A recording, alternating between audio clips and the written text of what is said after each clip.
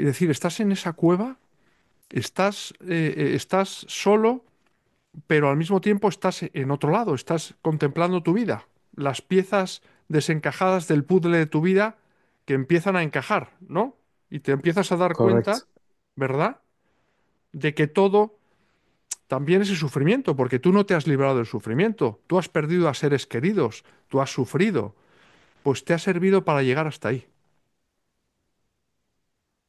El hecho del secuestro de las FARC, o sea que eso ya es el aldabonazo definitivo, ¿no? Es decir, una situación ya que a cualquier ser humano le hubiera desesperado, ¿no? Y tú, sin embargo, cuando tienes ese encuentro con Cristo y ves tu vida, ¿cómo reaccionas? Es decir, ¿cómo vives los siguientes días? Porque esto se produce en el día 15 de tu secuestro, pero el resto de los meses hasta tu liberación, ¿qué pasa? Pues cuando yo termino el éxtasis, cuando salgo de ese éxtasis, yo sabía que algo muy grande había sucedido, pero no lo tenía en mi memoria, estaba como en una dimensión inalcanzable. Sin embargo, el día siguiente me sacan de la cueva y comienzo 5 meses y medio más de secuestro, en los cuales ya vivía una experiencia con Dios, con el conocimiento de Dios y con un dolor inmenso de todo mi pasado, un dolor inmenso de la preocupación de saber que estoy sentenciado a muerte y que quizás no voy a alcanzar a llegar a confesarme antes de morir, y porque durante este éxtasis más adelante de lo que ya te narré, tengo una experiencia con el infierno, con el purgatorio, con el ángel guardián, con la Virgen María. Fue muy extenso todo eso y yo Eso conocía, lo vamos a tratar en otros programas porque sí, no te vas a librar de nosotros, ¿eh, Marino? Vas a ser ya un invitado ya habitual en Refugio Zabala TV, que es tu casa, ¿eh? Para poder dirigirte a tantas personas a las que le estás haciendo ya un gran bien, ¿no? O mejor dicho, Dios lo está haciendo a través de ti. Pero bien, has tenido esas experiencias en el purgatorio, el infierno, has tenido experiencias con la Virgen María y estás en esa situación ya después que has salido del éxtasis y cómo evoluciona la cosa.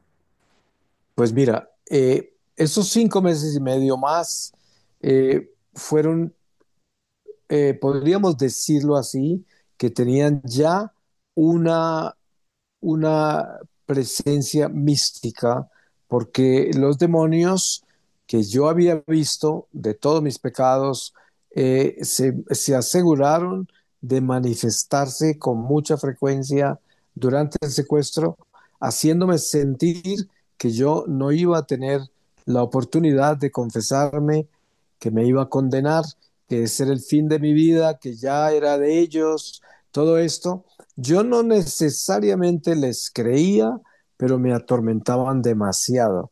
Pero yo, como no tenía un conocimiento de las oraciones tradicionales de la iglesia, pero tenía ya un conocimiento de mi experiencia con Dios uno a uno como la tuve, entonces yo hablaba con Él, yo le oraba, yo le imploraba y siempre estaba ahí prendido de mi ángel guardián, de la Virgen María, y todos esos meses fueron meses de súplica, pidiéndole al Señor que no permitiera que yo muriera sin confesarme, y también pues que no muriera en manos de esta gente.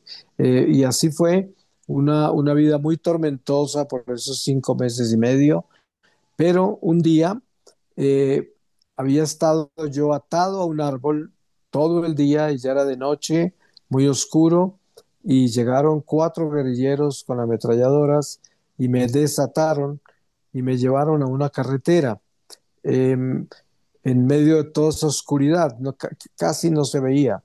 Y ya en la carretera me dijeron que caminara derecho y no mirara para atrás.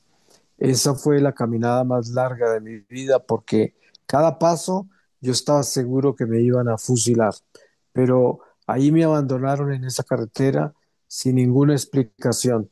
Yo sé que fue el mismo Espíritu Santo que me rescató porque esa noche esos guerrilleros actuaron en una forma que nunca habían actuado durante los 6 meses que estuve con ellos, estaban como hipnotizados.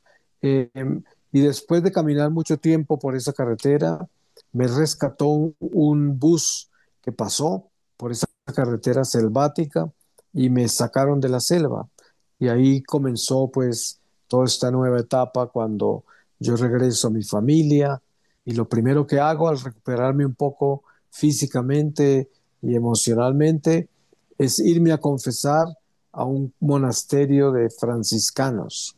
Y ahí vivo mi primera confesión. Pero esto es impresionante. O sea, vamos a ver, Marino, nos estás contando que de la noche a la mañana, nunca mejor dicho, se produce una transformación en esos cuatro guerrilleros que deciden soltarte. Sí, Pero que tú has nunca pagado, supieron o tu por qué. familia ha pagado un rescate o ha pagado. Sí, el rescate ya hacía mes y medio que se había pagado, pero es que yo estaba sentenciado a muerte. Claro, te Ellos dijeron que solo, iban a matarte. sí, ellos solo esperaban las órdenes de un comandante para ejecutarme. O sea que yo solo estaba esperando mi muerte, pero de repente me dejaron fue ir. Pero yo sé que no fue natural y sé que ellos nunca entendieron por qué me dejaron ir. Claro, porque además tú has dicho hace un momento que notaste un cambio drástico, radical en tus secuestradores, ¿no? En Sí, el último día. Pero en algún exactamente, esa detalle noche. concreto, en la forma de tratarte, en- Sí, normalmente yo había estado atado a ese árbol todo el día. Normalmente ellos hubiesen llegado, me hubiesen golpeado, me hubiesen maldecido todo, y luego me hubiesen colocado en otro lugar, eh, porque ellos cuidaban de que yo no me fuera a morir en una situación así, porque ellos eran responsables de mantenerme vivo hasta que llegara el momento de ejecutarme. Entonces, ese día no fue así, esa noche.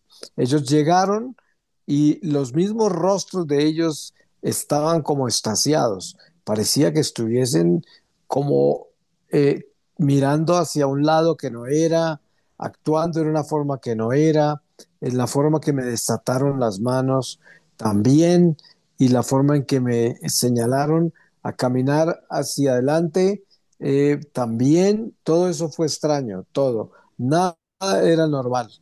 Y luego cuando me ordenaron caminar derecho y no mirar para atrás, la voz que me dijo eso de uno de ellos era una voz muy extraña, muy diferente.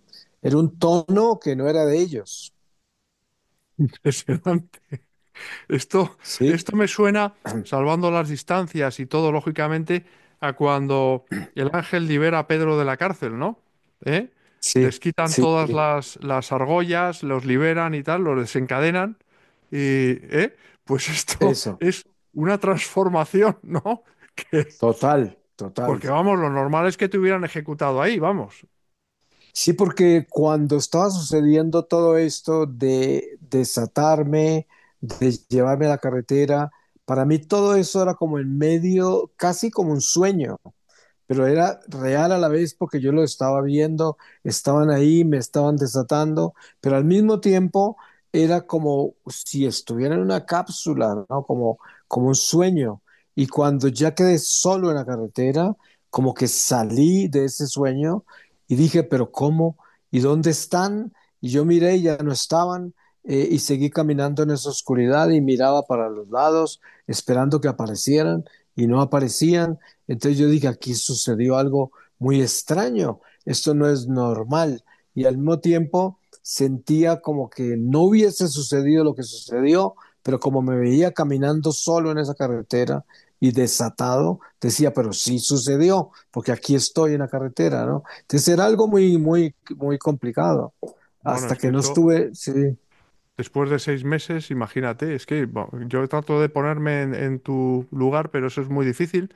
Pero claro, después de 6 meses solo, desesperanzado, habiéndote dicho que te van a ejecutar, y que de repente suceda esto, pues es para estar absolutamente desconcertado, ¿no? Y luego totalmente. además dices que, claro, pasó un autobús, pero providencialmente por la selva. Sí, sí, pasó un autobús Es una carretera vieja donde pasan autobuses, pero quién sabe cada cuánto, ¿no? Eh, y de repente apareció ese autobús que se detuvo al frente mío, unos metros adelante, para dejar a una mujer que era una guerrillera que se internó en la selva. Y yo corrí hacia el autobús y él no quería llevarme porque yo tenía un aspecto terrible, la barba hasta el pecho, la ropa deshecha, parecía un loquito que andaba por ahí en la selva. Sin embargo, yo me salté al autobús y ya no me pudo sacar, ya yo me senté y así fue como me sacaron de la selva.